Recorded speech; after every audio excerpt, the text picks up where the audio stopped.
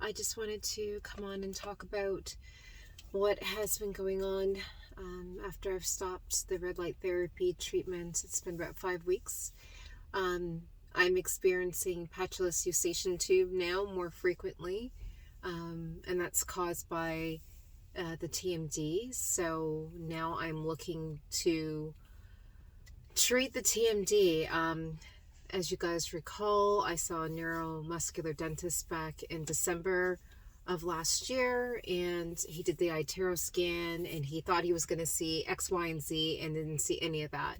Meaning he thought he was going to see somebody who's bruxing, he thought he was going to see somebody who's evidence of clenching, all of that, with, all kinds of pressure on the back of the teeth, and he saw absolutely none of that. And he wanted to throw an appliance in my mouth, probably like a $7,000-$8,000 TMD orthotic, and I said hell no.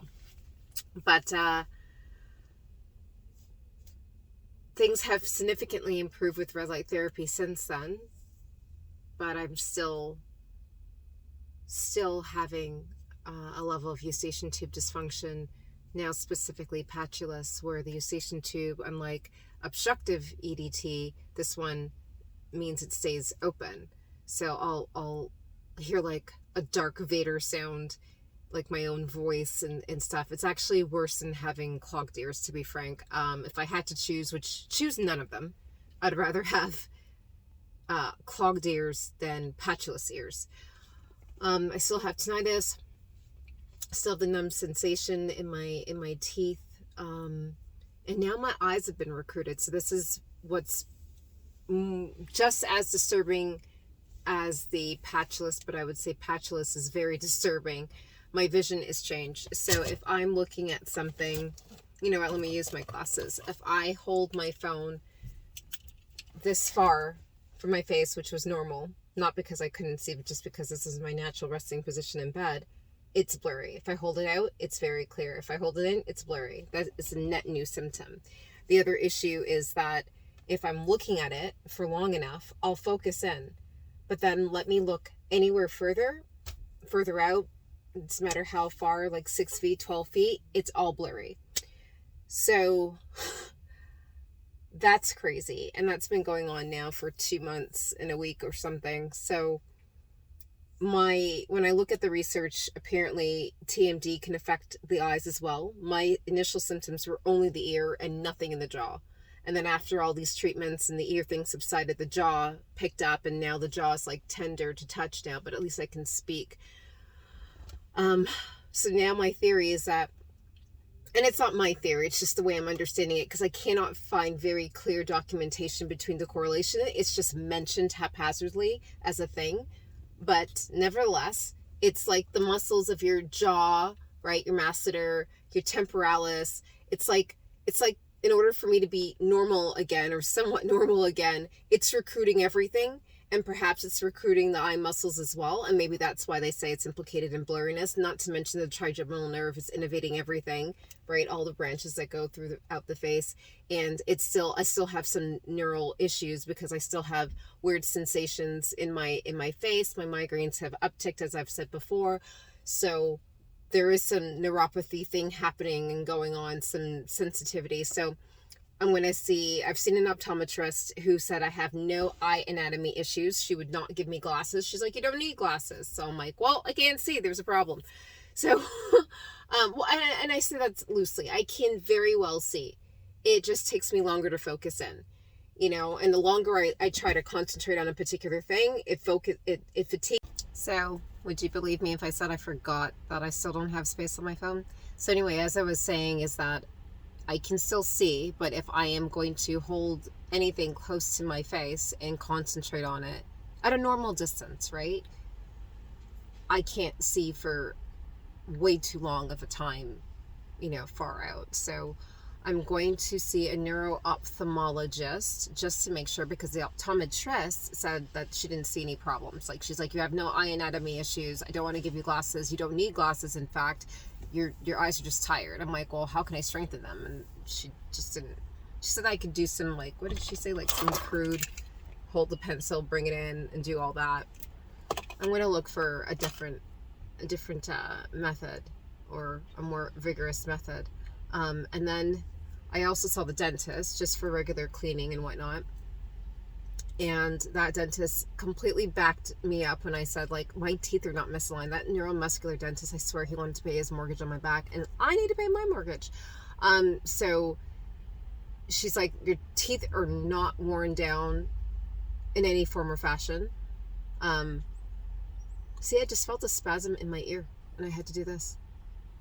It's just crazy. It's too much. My teeth are not worn down. My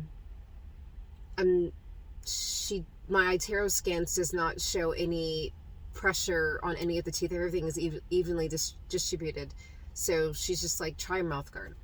And I hear that people could start brooksing when they actually have something in their mouth, because when they're sleeping, their mind will be like, oh, it's this, and then start doing some grinding action. So I was afraid of putting any appliance of any kind in my mouth when my teeth are not the issue.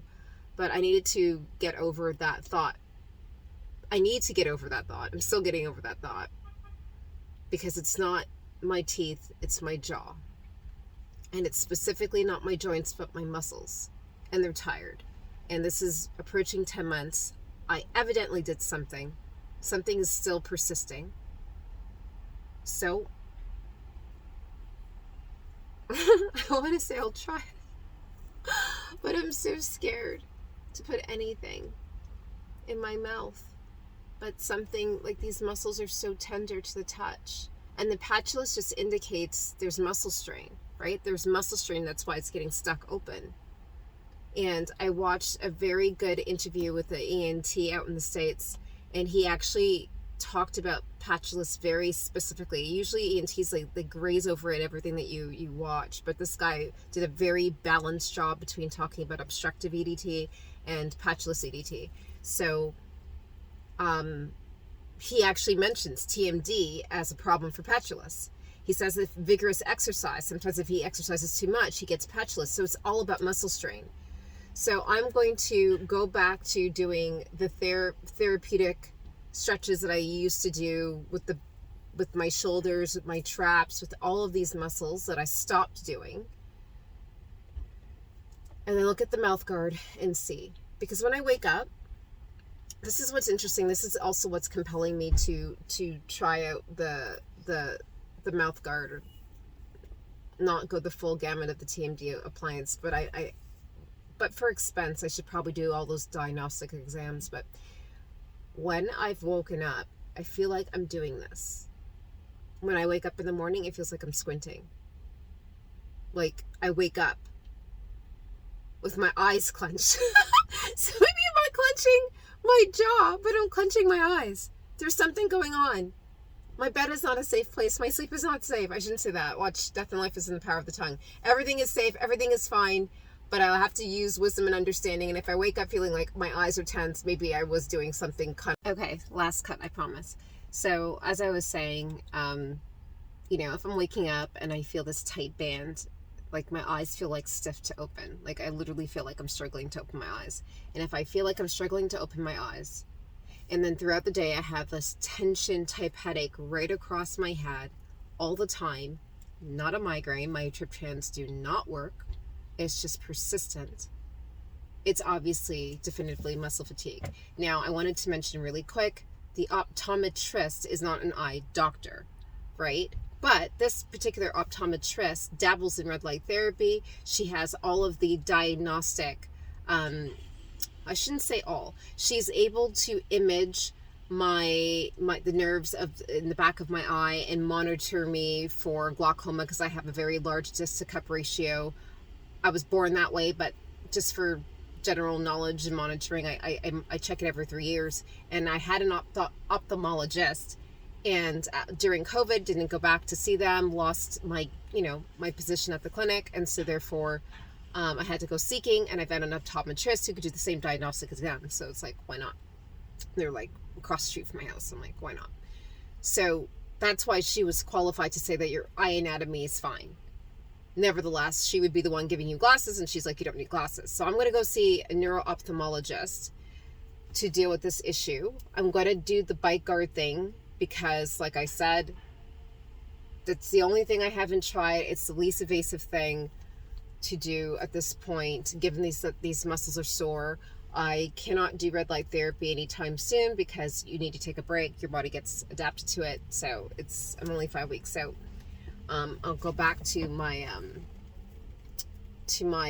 exercises and stretches and trying to do that. I notice that the patchless happens very specific times. If I'm wearing the mask for COVID, which is still a thing for me, if I'm talking during it, it's putting straight on my jaw, and it could happen then. If it's really windy and I'm talking and I'm cold and I'm clenching and I talk through that, it could happen then.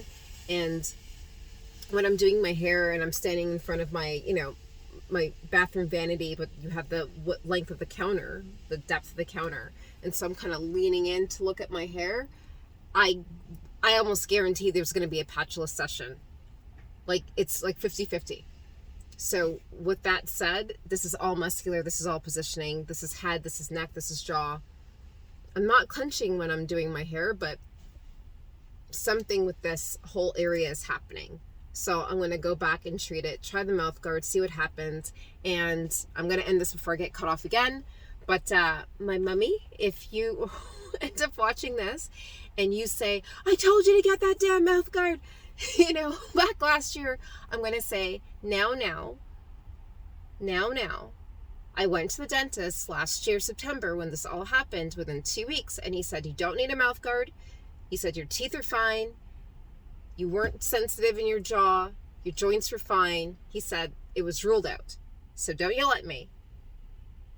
But Mom, I hope you're right. I hope you're right. I hope you're right. Not knowing why you're right, but I hope you're right regardless, because I just want to get to the end of this torture chamber, and this whole eye business is unacceptable. Eye fatigue. This is bizarre.